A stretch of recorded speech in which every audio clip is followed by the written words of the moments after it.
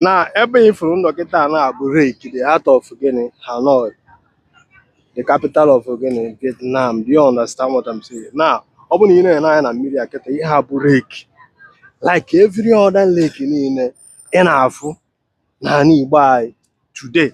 A na-agwa gị that na o nwere nne nwaanyị, especially mmiri enwere na-agwa gị nne nwaanyị nọ na mmiri jere obodo oyibo bute ego nata. Ihe akịta like every other lake. Do you understand me? Ihe nji emere gị mmiri aka ịghọta that na o nwere ihe nọ na mmiri a. Ebe ọ bụla ịfụrụ ya ga-enye eje obodo oyibo solve any problem.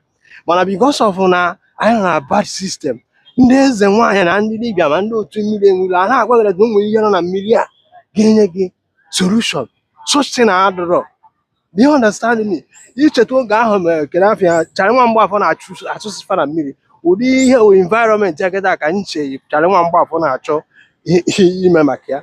Do you understand? But unfortunately, I'm not moving because we still have a lot of things to do. You know, I get for that Namiri Aketa is a rake. Do you understand me? But the government do the necessary thing here. If that not tourism are coming here, after that, had the history of this lake. It's why all that no government are function properly. Every other lake in Manjaba lake, Maguru lake, every other lake, apụtaruo ndị mmadụ a na-abịa na ya a na-akọwara ha the history na ihe omimi ndị Igbo ndị ancient people practice in ya. Like if a na-akpọ gị eje na mmiri na bai today ka ị na-eje eme ị na-agba afa na-achụ aja ndị obodo emechaa na ya before gọọmenti wee bịa kịta dozie ebe a kwefụkadị ya mba ya nsede ị na-ana anya na ebe a kịta ya na-afụdatị na ị ga-afụ ndị tourist na-akpagharị n'anya na mgbago a niile. If you can the area see the long calm.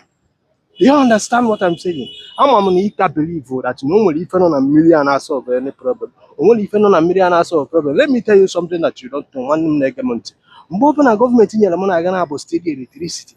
Now yes buzo. Now good health system.